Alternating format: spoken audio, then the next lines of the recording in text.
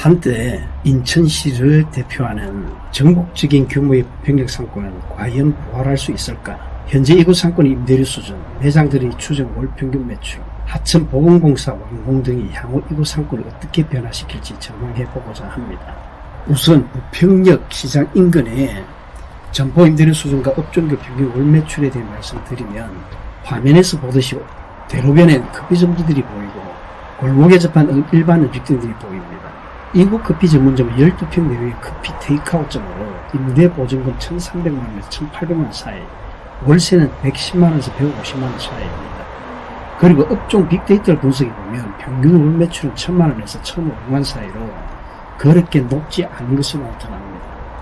그리고 이제 유명 프랜차이즈 커피 전문점들이 중형 매장 이상인 경우에는 그래도 월 매출이 4천만원 이상 그 매출이 나와서 선전하는 것으로 보입니다. 그리고 이제 지금 이제 화면에서 계속 이렇게 부평대로 따라가서 보시면 이렇게 이제 건물 안쪽으로 쭉 들어가 있는 이런 매장들은 그다지 좋아 보이지는 않습니다.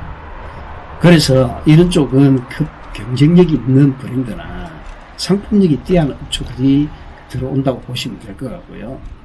이렇게 이제 대로변의 횡단보도상에 있는 점포라도 고정비 부담이라든가 업종 선정을 잘못해서 조금 전같이 보정리라든가 깔새 매장으로 활용하는 매장들도 나온다는 얘기입니다. 그리고 이제 조금 전에 지나갔던 대로변의 코나 점포의 횡단보도상에 있는 분식점 전문점 같은 경우는 월 매출이 그래도 5천만 원 이상 나오는 그런 매장으로 아주 양호한, 그래서 이게 입지와 그리고 업종 간의 아이템 간의 궁합이 그렇게 중요하다고 말씀을 드립니다. 그래서 이렇게 이제 부평대로를 쭉 따라서 부평역 쪽으로 쭉 올라가시다 보면 왼쪽에 있는 상권과 오른쪽에 있는 상권은 반드시 분리가 되어 있고요. 그리고 분리되어 있는 상권에서 지금 이제 여기 있는 오른쪽에 보시는 큰 길 약국 같은 경우에는 지금 이제 보이시는 안길 안가 옆에 쪽에 지금 지나는 지금 보이는 이쪽이 전에는 주 출입문이었거든요. 그러다 보니까 여기 보이는 온누리 약국들이 장사가 굉장히 잘 됐습니다. 그런데 건물이 새롭게 이렇게 한길 안가가 지으면서 그 새로 지은 그 안가 옆에 생긴 약국이 도리어 지금은 장사가 잘 되는 그런 상황이 벌어지고 있다는 얘기입니다.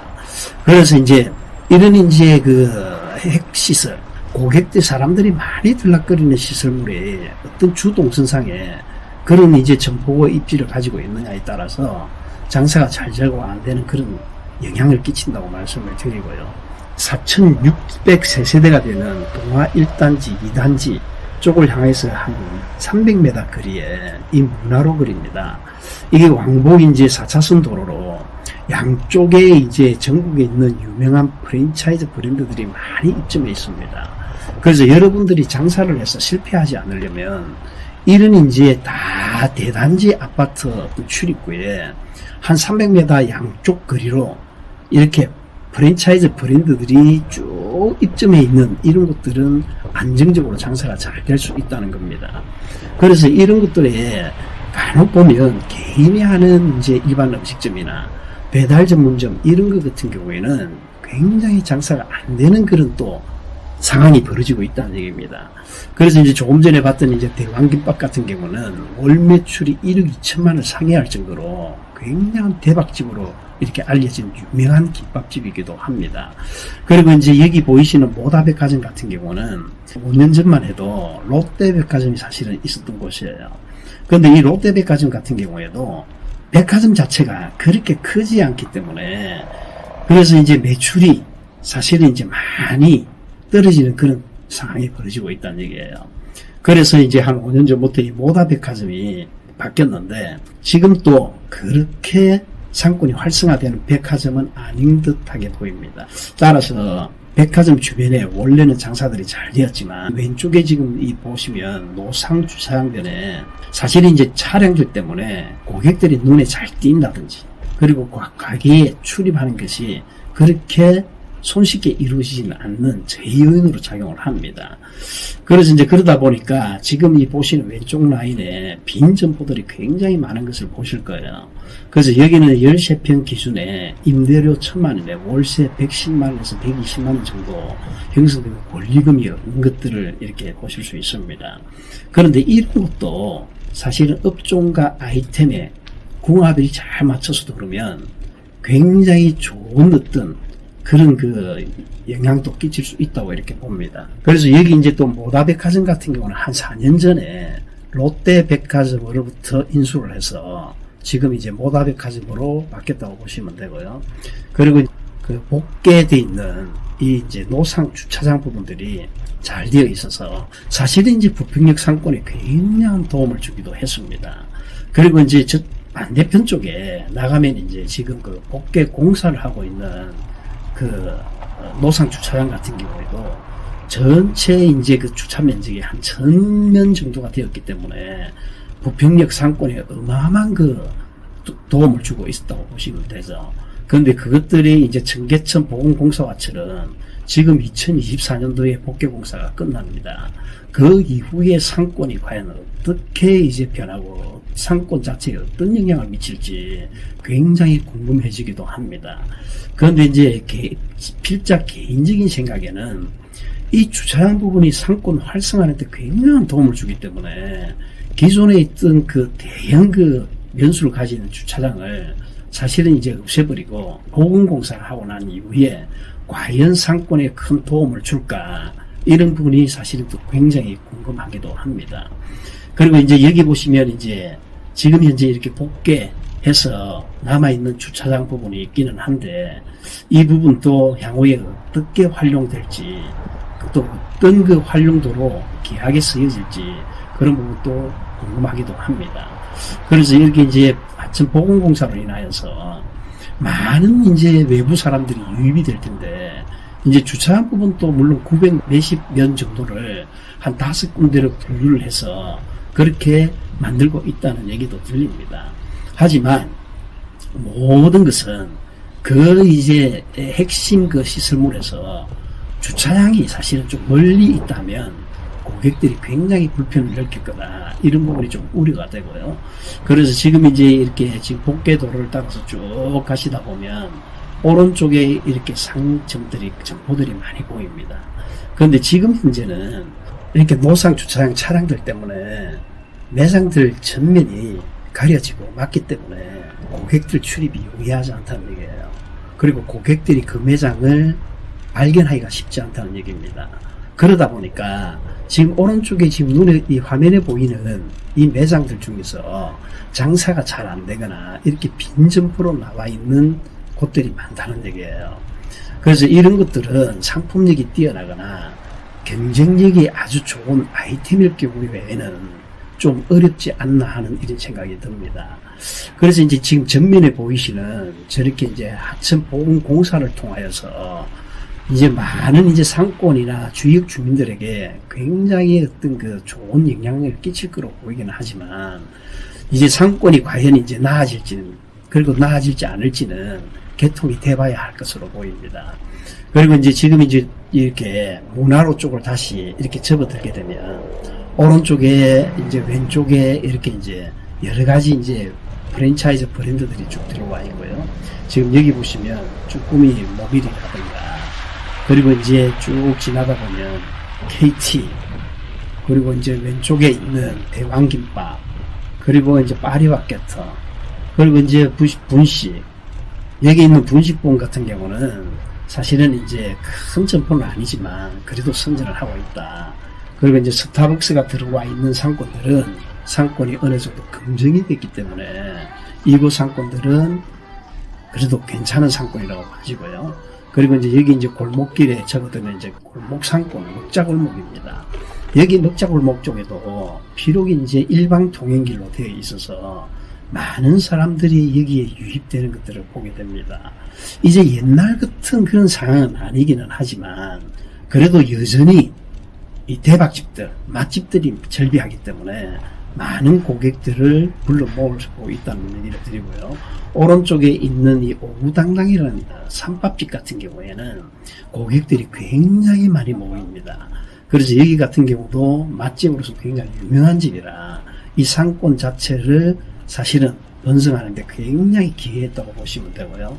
그리고 여기 있는 그 모든 일반 음식점들이, 그리고 보이는 쪼끼쪼끼라든지 이런 매장들은 굉장히 오래됐습니다. 그래서 여기 있는 기본적으로 이제 20년 이상 그렇게 운영하고 있는 정보들도 많다고 보시면 되고요. 비록 이제 이 상권 자체가 골목 상권이 지금은 좀 많이 죽었다 하지만 그래도 여전히 유입이 되고 있고, 그리고 이제 저녁 이후에 많은 분들이 이제 들어가긴 하지만 코로나19 이후로 회식 문화가 많이 사라짐으로 해서 굉장히 어려움을 겪고 있기도 하기도 합니다. 그렇지만 여전히 이제 대박집이나 경쟁이 있는 업소들은 장사가 잘 된다고 보시면 되고요.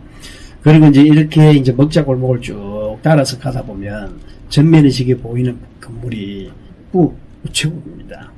그래서 이 우체국 자체에 또 여러 가지 이제 업종들이 들어와 있기도 하고 대로변에 있다 보니까 상권 자체에 여러 가지 이제 영향을 주기도 합니다. 그리고 여기 또 보이시는 곳이 이제 스타벅스가 또 눈에 보이실 거예요. 그래서 이 대로변에 이제 스타벅스가 있음으로 해서 고객들을 유입하는 효과도 있다고 보시면 되는데, 그런데 이제 다른 스타벅스에 비해서 그다지 이렇게 사람들이 붐비거나 그러지는 않는 것으로 보입니다.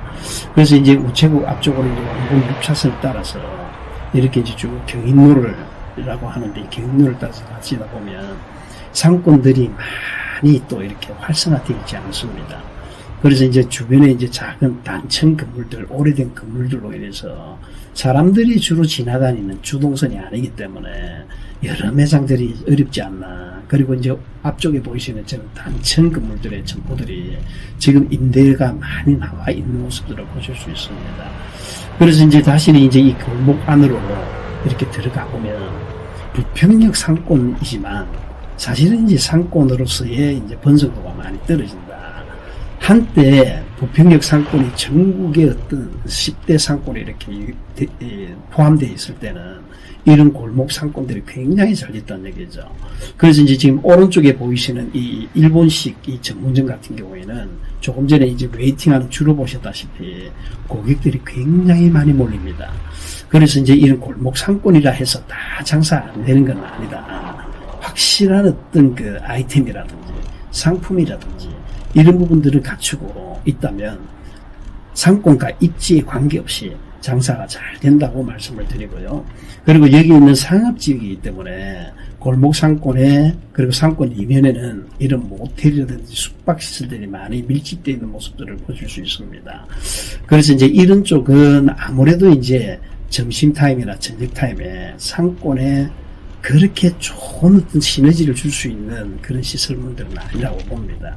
그래서 이제 이런 것들을 이제 숙박시설이라든지, 그리고 전면에 이제 먹자 골목이라든지, 그리고 전면 대로변에 매점, 그리고 이제 어떤 유명한 프랜차이즈, 이런 부분들이 다 어우러져서 상권이 그렇게 구성되어 있다는 것도 여러분들 아시면 될 것 같고요.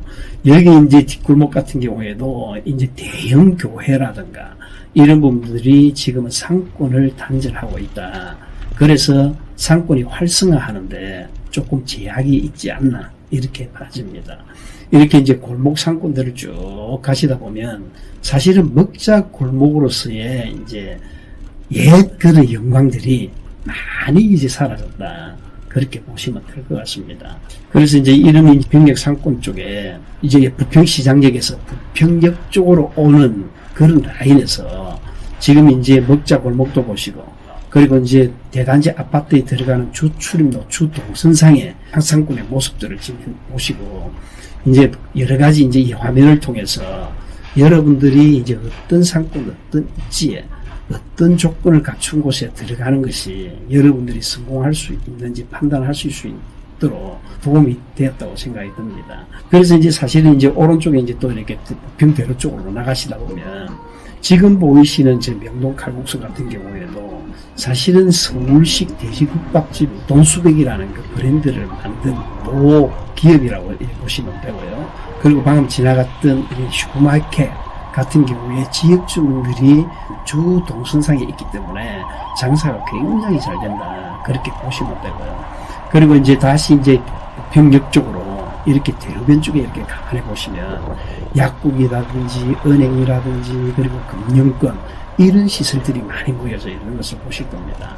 그러다 보니까 주변에 있는 여러 가지 이제 우리 자영업자, 소상공인 자영업자들이 사실은 좀 상권 단절 요인들, 이런 은행들 때문에 크게 이제 저녁 이후에는 장사에 굉장히 큰 지장을 받을 거다.